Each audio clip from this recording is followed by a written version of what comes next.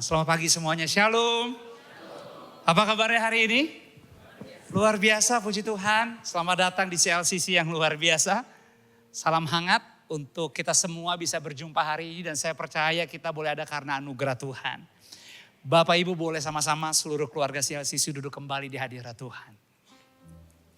Saya punya waktu sangat singkat. Jadi saya tadi diingetin only 25 minutes. Dan tentunya terima kasih untuk kereta cepat yang telah membawa saya tadi pagi tiba di sini. Dan saya akan kembali nanti malam. Sebuah kehormatan, nama saya Joshua Supit. Terima kasih untuk Pastor Andi, Pastor Nining. Yang boleh mengizinkan untuk kita sama-sama tetap setia di gerejanya Tuhan. Dan saling melayani. Salam hangat, salam hormat buat Bapak Ibu keluarga besar di sini dari istri saya yang ada di Jakarta, yang lagi memimpin juga dalam pengembalaan yang Tuhan percayakan bagi kami. Saya mengembalakan gereja lokal, gereja Bethel Indonesia bernama Forward Living Church yang ada di Neo Soho Mall dan di Pondok Indah Mall 3. Tadi Pak Pri katakan cukup menarik karena di Pondok Indah Mall kompleks itu selama 33 tahun dari tahun 91 tidak pernah ada gereja. Tapi hanya oleh anugerah Tuhan. Akhirnya mulai Februari 2024 kemarin kita sudah berjalan 3 bulan. Diizinkan sehingga kami percaya Jakarta Selatan Tuhan titipkan satu rumah pertobatan. Dan biarlah Bapak Ibu juga bisa mendukung dalam doa. Karena saya yakin di tengah-tengah akhir zaman waktu yang semakin cepat. Tetapi yakinlah dalam Tuhan tidak ada kata terlambat. Pertobatan akan terus terjadi. Dan hal yang sama juga Tuhan akan izinkan kita semua sebagai gerejanya untuk bisa mengalami kesempurnaan di dalam Tuhan. Amin. Is that you sir, Pastor Andi? Upstairs? I love you so much. Your tone color kemeja saya langsung bisa notice. Beautiful church. Doa saya gereja CLCC menjadi gereja yang kuat. Gereja yang Tuhan izinkan benar-benar menjadi nyata, real. Dan Tuhan pakai. Dan saya yakin kami berdoa. Jauh sebelum saya ada di sini, tim kami sudah berdoa untuk keberadaan kita semua di sini. Dan saya sangat yakin, setidaknya 1 minggu ke depan, perjalanan kehidupan Bapak Ibu Anda bukan hanya mendengar, tapi Anda bisa mengalami dan merasakan bahwa Tuhan yang Anda sembah adalah Tuhan yang hidup dan dahsyat di kehidupan kita semua. Berikan tepuk tangan buat Tuhan yang luar biasa. So jangan pernah sungkan, doakan gembalamu. Jaga gerejamu. Rawat gerejamu. Hormati gerejamu. Dan sebagaimana saya selalu katakan kepada semua yang ada di bawah pengembalaan yang Tuhan titipkan di Forward Living Church. Jangan pernah malu, jangan pernah sungkan. Pakai kehidupan dan mulut kita untuk undang orang-orang datang ke rumah Tuhan. Amin. Anda siap menerima firman Tuhan? Saya beri judul firman Tuhan pada pagi hari ini yang pertama. Di jam yang pertama. Di depan sudah ditayangkan. Judulnya dikatakan hampir semuanya datang. Dari hampir tidak ada. Coba Bapak Ibu baca. Renungkan lagi pelan-pelan. Judul khotbah pada pagi ini. Judulnya berkata hampir. Semuanya datang. Dari hampir. Tidak ada. Seberapa banyak sih di kehidupan kita yang punya keyakinan dan tahu pasti bahwa setidaknya 4 bulan di tahun 2024 kita bisa tetap ada sampai hari ini, bahkan masih bisa ke gereja di minggu terakhir bulan April. Saya rasa nggak ada yang berani menjawab karena bisa memastikan bahwa besok juga gue hidup.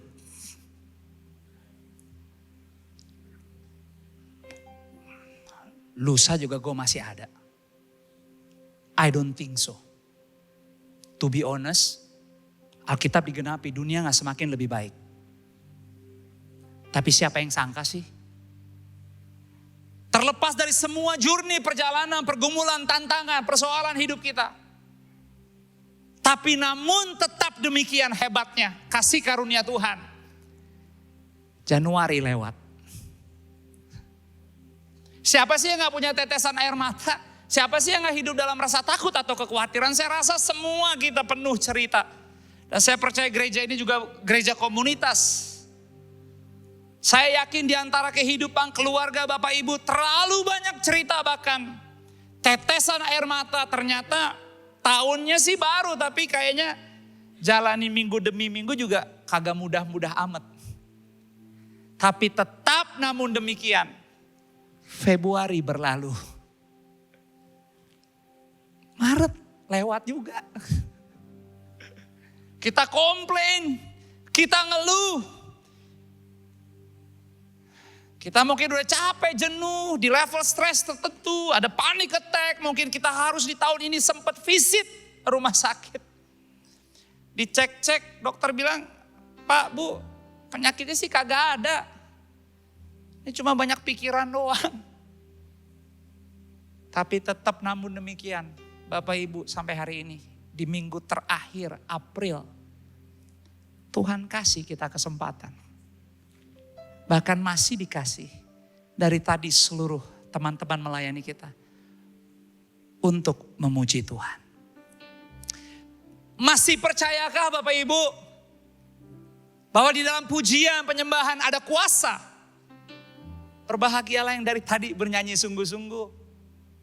Saya gak akan lama, tapi saya selalu percaya di dalam setiap ibadah, jauh sebelum kita naik di S2 ini, Tuhan udah hadir duluan di sini. Dan saya terlalu yakin, mujizat Tuhan dari tadi sudah terjadi. Hadirat lawatan. Dan itulah kenapa hari ini Bapak Ibu mendapat judul di minggu terakhir. Hampir. Saudara tahu kata hampir? Kata hampir itu dari sebuah derajat yang kecil. Kecil. Nyaris. Cuma biasanya kalau nyaris itu dikategorikan lebih kepada sesuatu yang gak diharapin terjadi. Tapi kata hampir adalah seringkali satu bagian momen derajat kecil yang sebenarnya membuat kita punya rasa antusias. Dan kita patut bersyukur sebagai gereja, kita bukan hanya lewatin April di minggu terakhir, tapi sebagai gereja kita merayakan karya Yesus yang luar biasa. Bukan hanya sekedar Jumat Agung, tapi pada hari yang ketiga dia bangkit dari antara orang mati. Karena dia sudah mengalahkan maut. Hampir semuanya datang. Karena to be honest buat kita semua, gak pernah akan ada yang sempurna sampai waktunya tiba kita berhadap-hadapan dengan Bapa. Tapi yet rumah saudara, gereja saudara, gembala saudara, hamba-hamba Tuhan yang dipanggil untuk melayani, mensupport kerohanian saudara, mengingatkan saudara lagi hari ini. Makanya pujiannya tadi dikatakan, bukan karena kuat, bukan karena gagah. Tapi kalau hari ini saya masih bernafas, saya datang dengan keluarga, saya punya anak-anak ada di ruangan atas mungkin. Saya ada di Bandung, istri saya lagi melayani, 2 anak saya lagi juga ikut mamanya. Dan ada juga di kids ministry. Maka sampai detik ini seluruh hidup kita adalah anugerah Tuhan. Semua karena anugerah, karena cinta, karena kasihnya. Apakah dengan demikian masalah semua selesai dan berakhir? No. Badai pasti berlalu. Amin. Berlalu lalang. Tapi kasih Tuhan, cinta Tuhan tidak berkesudahan. Itulah kenapa Tuhan titipkan pagi ini untuk Anda bisa terima sebagai gereja. Karena kata hampir berbicara sesuatu yang kecil. Mungkin sepele. Gak terlalu dihiraukan, gak terlalu diperhatikan. Tetapi bagi kita, orang Kristen, gerejanya, murid-murid Yesus, kerohanian, kehidupan iman kita, gak boleh sekali-kali menyepelekan yang kecil. Karena even di Alkitab, bahkan di Injil Matius ya kita akan lihat sejenak. Apa yang Alkitab katakan di Injil Matius yang pasalnya yang ke-13, ayat yang ke-31 sampai dengan yang ke-33. Alkitab bilang begini, perumpamaan tentang biji sesawi dan ragi itu kan biji kecil. Biji sesawi kecil sekali, under 1 millimeter. Dan ragi itu hanya satu dot. Satu titik, tapi punya pengaruh yang hebat. Dan Injil Matius 13 bahkan seluruh Injil Matius 13 berbicara tentang perumpamaan dan perumpamaan. Tetapi ayat 31 sampai 33 firman Tuhan berkata demikian. Yesus membentangkan suatu perumpamaan lain lagi kepada mereka. Katanya, kerajaan sorga itu seumpama biji sesawi yang diambil dan ditaburkan orang di ladangnya. Ayat 32, memang biji itu yang paling kecil dari segala jenis benih. Kecil. Tapi kalau sudah tumbuh, sesawi itu lebih besar daripada sayuran yang lain. Bahkan gak hanya tumbuh, gak hanya besar, tapi jadi pohon. Dahsyat. Emang hidup ini gak boleh mencepelekan yang kecil. Gak boleh. Karena firman Tuhan gak berhenti di situ. Bahkan waktu sesawi itu menjadi pohon dan lebih besar dari pohon sayuran yang lain, sampai-sampai itu burung-burung di udara tuh bisa turun, datang bersarang, stay pada cabang-cabangnya. A good place to rest. Tempat yang baik untuk tinggal, untuk istirahat, untuk berteduh. Dan ayat 33, Yesus menceritakan perumpamaan ini juga kepada mereka semua. Orang-orang banyak yang lagi mendengar, nunggu apa yang lagi diajarkan. Dan ternyata Yesus bilang perumpamaan ini juga bicara tentang hal kerajaan sorga itu seumpama ragi yang diambil seorang perempuan. Satu ragi, satu titik, tapi kalau diadukan ke tepung terigu 3 sukat sampai itu bicara 12 liter kali 3 sampai kamir seluruh. Jadi satu titik yang kecil ragi bisa punya pengaruh yang begitu kuat. Sangat kuat. Dan waktu diadon bisa menjadi campuran yang luar biasa. Dan yang menarik, dari sekian banyak perumpamaan tentang penabur, ladang, atau lalang di antara gandum. Bicara juga tentang apa? Perumpamaan biji sesawi, harta terpendam, dan mutiara yang berharga. Perumpamaan juga tentang pukat. Jadi kalau kita lihat di Injil Matius 13, sebenarnya itu Yesus lagi bicara menyampaikan sebuah pengajaran yang sangat-sangat penting. Dan dalam menyampaikan pengajaran yang penting itu Yesus sampaikan lewat perumpamaan supaya lebih mudah dimengerti. Dan yang menarik adalah ternyata semua perumpamaan yang Yesus ajarkan kepada orang banyak itu tentang satu ajaran yang penting. Itu hanya satu bicara tentang kerajaan surga. His kingdom.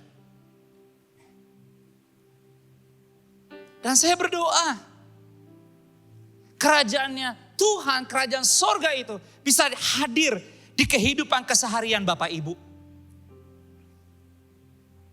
Karena yes, kita tinggal di kota Bandung, kita tinggal di dalam dunia ini. Tapi kita tidak berasal dari dunia ini, ada amin. Kita telah menjadi ciptaan yang baru. Minggu demi minggu gembala saudara mengajarkan para hamba Tuhan. Sepanjang 2 bulan terakhir tentang Gospel and heroes. Bagaimana Pastor Andi menyampaikan, mengingatkan, membandingkan. Hello guys, keluarga gereja katanya. Remember, jangan hanya memilih yang asik-asik yang bisa kita rasa, kita ngerti dan enak secara daging doang. Tapi akhirnya kita kesakitan, akhirnya kita tersesat. Dan akhirnya kita hilang arah. Karena pada akhirnya hidup ini bukan hanya tentang kita, bukan hanya tentang keluarga kita. Tapi hidup ini adalah sebenarnya semakin hari sebagaimana kita bisa hidup semakin serupa dan segambar dengan Tuhan. Not easy but we can do it because kita semua hari ini ada karena Tuhan Immanuel menyertai kita. Dan saya berdoa minggu ini Bapak Ibu dikuatkan lagi, dibantu lagi. Dan ternyata Yesus ajarkan bicara tentang hidup dalam nilai kerajaan surga. Yesus ajarkan satu nilai yang penting buat kita yaitu kata kecil. Kecil yang digambarkan di dalam apa? Biji sesawi dan ragi. Karena kecil kita gak pernah suka. Kita gak terlalu tertarik dengan yang kecil karena kecil sering diartikan sebagai sesuatu yang tidak berarti apa-apa. Dan kayaknya gak penting kecil tuh. Kecil juga sering disamakan atau diartikan dengan lemah. Kecil sering menjadi simbol ketidakberdayaan. Gak ada yang suka kecil. Kita lebih senang terbiasa makin lama antusiasnya kalau yang besar. Banyak. Kecil juga sering dijadikan sebagai apa? Ketiadaan harapan. Orang-orang kecil suka dipandang lemah. Itu sebabnya kita susah konsisten. Kita susah punya prioritas. Karena seringkali pikiran kita terganggu. Dengan seluruh keadaan perubahan yang begitu cepat lewat internet, sosmed dan kehidupan digital. Sehingga semakin hari semakin kesini yang paling mudah adalah memang hidup membandingkan. Sampai-sampai kita kadang-kadang untuk bisa punya rasa syukur aja, punya momen bersyukur, momen berterima kasih aja kayaknya berat, susah amat. Punya starting point untuk bisa berterima kasih. Tapi gereja di mana saudara ada adalah gereja Tuhan yang Tuhan pakai. Supaya Bapak Ibu kita semua punya momen setidaknya sepanjang satu minggu, every single day. Bahwa hari ini kita ada, kalaupun besok kita ada. Karena selain Dia adalah Immanuel, tidak pernah tinggalkan kita. Tapi kita percaya besok kita tetap mau ada. Karena hari ini kita juga mau berani mengambil langkah kecil untuk selalu belajar mendahulukan Tuhan lebih daripada apapun. Itulah kenapa saya bilang ibadahmu hari ini tidak sia-sia. Karena Saul Below katakan siapapun yang ingin mencapai tujuan yang jauh harus mengambil langkah-langkah kecil. Karena kecil bisa mendatangkan yang baik. Amin. Tapi kecil juga bisa membuat menjadi tidak baik. Hidup ini pilihan. Makanya dari apa yang Yesus sampaikan lewat perumpamaan tadi yang sederhana, gak banyak. Karena diambil hanya salah satu perumpamaan yang Yesus katakan. Yang Yesus mau katakan adalah kepada kita, mulailah terus dan jangan berhenti belajar jalani hidup dari hal-hal yang kecil. Karena dari kecil akan menjadi hal yang besar. Karena yang kecil ternyata bisa melakukan hal yang besar. Sesuatu yang kecil juga bisa bermakna besar. Dan sesuatu yang kecil bisa memberi pengaruh yang besar. Jadi kalau Alkitab katakan teruslah berdoa. Jangan berhenti berdoa. Kalau kita berkata janganlah kau meninggalkan pertemuan-pertemuan ibadahmu seperti dilakukan oleh beberapa orang.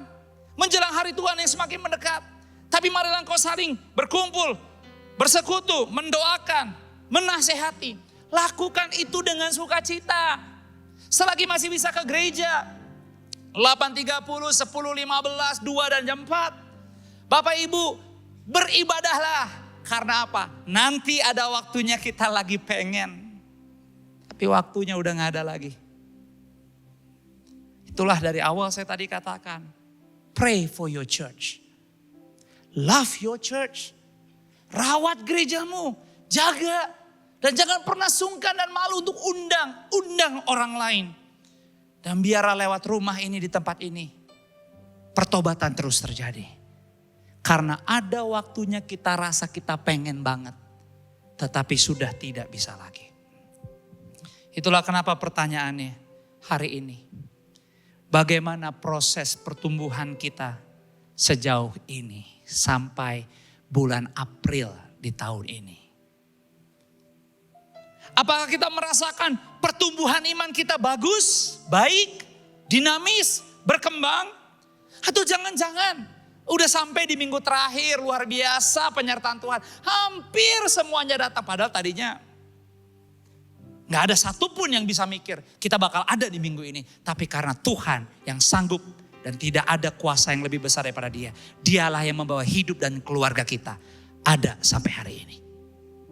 Hampir gak ada. Tapi kebangkitannya mengalahkan dunia. Dan kebangkitannya memberikan kesempatan bagi yang terhilang untuk bisa berjumpa dengan Dia.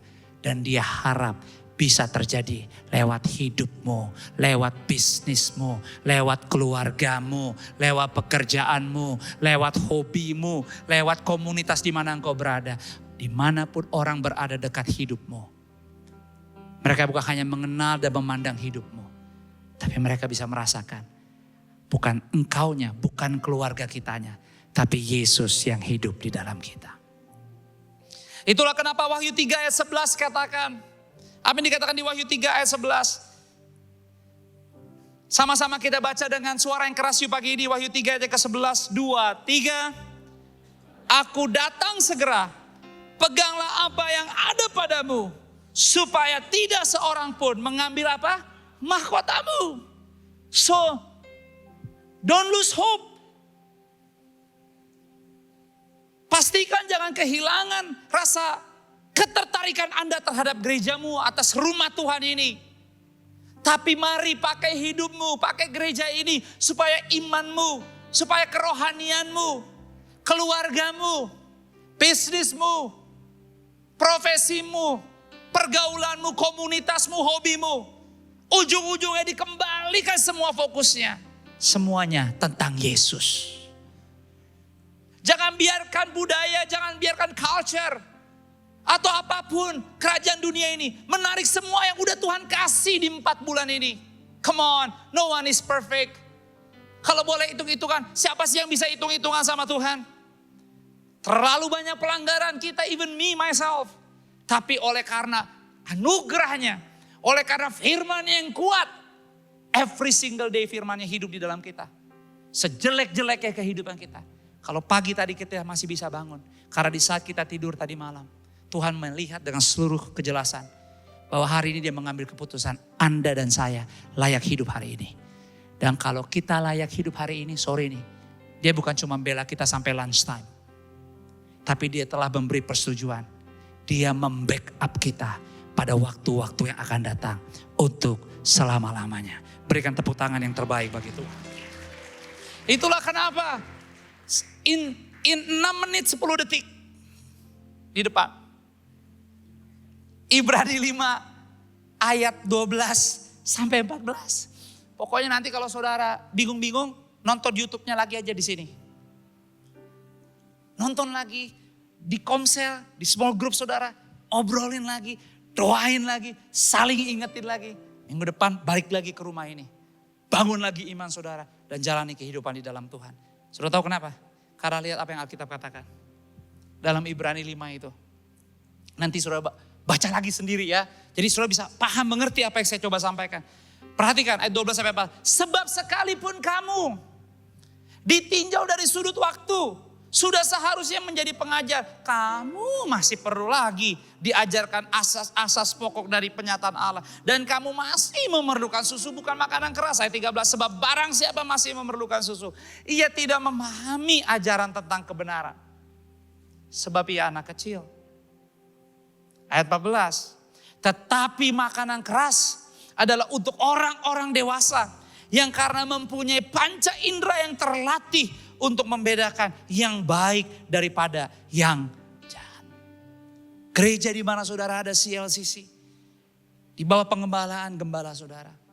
Gereja ini memikirkan dalam tuntunan Roh Kudus begitu banyak bagian, generasi, kehidupan yang perlu diteladani. Dicontoh, diajarkan. This main room is very important. But second floor, anak-anak bapak ibu kita yang ada di lantai 2. Apa yang lagi terjadi di sana sama pentingnya dengan yang terjadi di ruangan ini. Why? Karena kita hidup semua harus maju. Harus ikut waktunya Tuhan. Jangan berlama-lama. Saya selalu bilang kepada semua yang melayani, be careful. Orang yang paling capek bukan orang yang salah buat keputusan. Orang yang paling capek dalam hidup ini adalah kalau orang yang selalu menimbang-nimbang lagi keputusan yang dia udah buat.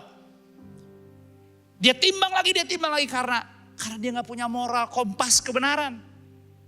Dia bingung harus melangkahnya gimana, buat keputusannya gimana. Tetapi Bapak Ibu every week. Dan gereja Bapak Ibu punya kelompok kecil, yaitu Anda semua yang dijaga terhubung seorang akan yang lain. Supaya come on, grow, bertumbuh, jangan begitu-gitu aja. Karena Alkitab bilang manusia boleh merancang-rancang tapi keberhasilan datang dari Tuhan. Terserah kita mau ngomong apa modelnya bentuk kehidupan ini. Tapi Tuhan yang terbesar dari semuanya. Dan pemujaan kita harus kembali kepada Yesus Kristus, satu-satunya Tuhan dan Juru Selamat. Itulah kenapa Matius 5 ayat 44 katakan, tetapi aku berkata kepadamu, kasihilah musuhmu dan berdoalah bagi mereka yang menganiaya kamu. Itu bicara tentang apa? No, emang hidup gak semakin lebih baik, tapi keimanan kita bisa lebih baik. Amin. Itulah kenapa ayo sama-sama bareng-bareng pelan-pelan dimanapun kita berada. Jangan hanya menjadi pendengar firman, tapi setialah menjadi pelaku firman Tuhan. Siap catat, saya tutup ya, 2 menit terakhir. 3 rahasia. Catat aja nih, pakai handphone juga bisa. 3 rahasia untuk bisa bertumbuh dari benih yang benar, dari yang kecil, menjadi buah yang enak dan benar. Yang pertama, ambil keputusan sekarang. Saya gak tahu Roh Kudus lagi berbicara apa sepanjang minggu ini kepada Bapak Ibu, tapi kalau Roh Kudus lagi berbicara, belajar taat dan jangan nimbang-nimbang. Lakukan dengan setia. Ada amin? Ambil keputusan sekarang. Yang kedua, usahakan tiap hari. Jangan bermalas-malas.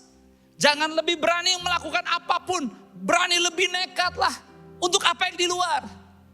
Tapi perjuangkan dengan setia. Walaupun kecil kelihatannya sepele. Selama itu kebenaran. Patuh, lakukan dan pandang Yesus. Maka nanti Anda akan melihat bukan hanya hampir. Karena dalam Tuhan semua akan tiba di hidupmu. Indah pada waktunya. Dan yang terakhir, rahasianya adalah berada dalam komunitas yang sehat. Itulah kenapa Amsal 27 ayat 17. Besi menajamkan besi. Orang menajamkan sesamanya. Roma 12 ayat 5 katakan, demikian juga kita. Walaupun banyak adalah satu tubuh di dalam Kristus. Tetapi kita masing-masing adalah anggota yang seorang terhadap yang lain. Bergerejalah, berkomunitaslah, berkeluargalah yang utuh. Karena gereja yang terutama, kita harus mulai dari unit yang paling kecil, dari rumah. Bergerejalah yang baik di rumah. Jadilah murid, jadilah pengikut Yesus yang baik dan setia di rumah. Anda kesini, kuatkan keimanan Anda. Dan waktu ada di profesi, waktu ada di kerjaan, di kampus, di hobi, di komunitas, di pergaulan. Jangan pernah minder, jangan pernah malu. Tapi banggalah. Karena tadinya hampir tidak ada. Tapi semuanya akan datang di dalam Tuhan. Indah pada waktunya. Dan lewat hidup kita, hanya Tuhan yang dimuliakan. Selamat hari Minggu. Nikmati hadirat Tuhan. Nikmati gerejamu. Berikan tepuk tangan hanya bagi Tuhan. Tundukkan kepala, kita berdoa. Bapak, terima kasih banyak untuk hadirat-Mu, untuk kekuatan kasih-Mu, kedahsyatan-Mu. Thank you. Untuk hari yang baru yang Kau jadikan, untuk gereja yang kami kasih, di mana Engkau telah bawa kami bersekutu di sini Tuhan. Kami gak pernah lupa, kami berdoa. Diberkatilah rumah-Mu, diberkatilah tempat di mana kami berada. Engkau pilih, Engkau panggil dan bawa kami ke sini. Dan inilah kerinduan kami sepanjang 1 minggu ke depan dimanapun kami berada. Selepas dari kami beribadah di sini. Ada wibawa, ada hikmat, ada pengertian. Bahkan roh takut akan Kau melimpah-limpah. Dan semua itu menjadi gaya hidup yang normal di kami. Sehingga orang bisa melihat dan merasakan ada perbedaan. Bukan kami so asik. Bukan kami mau merasa paling benar, no. Tapi kami gak akan malu, kami gak akan minder. Karena kami tahu keselamatan, mujizat, kesembuhan, pertolongan, pembelaan, dan jawaban doa hanya ada di dalam Engkau. Itu sebabnya kami gak segan. Kami mohon Roh Kudus bantu kami supaya kami lebih setia. Dan kami gak berlelah, tapi kami bersemangat mendahulukan kerajaan-Mu lebih daripada apapun, menghormatinya lebih daripada apapun. Dan biarlah hidup kami gak jadi batu sandungan, tapi dimanapun Kau tempatkan kami, Yesus, Engkau dimuliakan. Hamba berdoa berkati CLCC, hamba-Mu, Pastor Andy, Pastor Nini, dan the family and the whole team. Pengurapan, penyertaan. Sehingga lewat CLCC, Indonesia dan dunia, bersama dengan gereja yang lain, semakin hidup, serupa, dan segambar dengan Engkau. Di dalam nama Yesus kita yang sudah diberkati hari ini dengan sukacita. Mari sama-sama semua katakan amin. Berikan tepuk tangan bagi Tuhan. Selamat hari Minggu semua.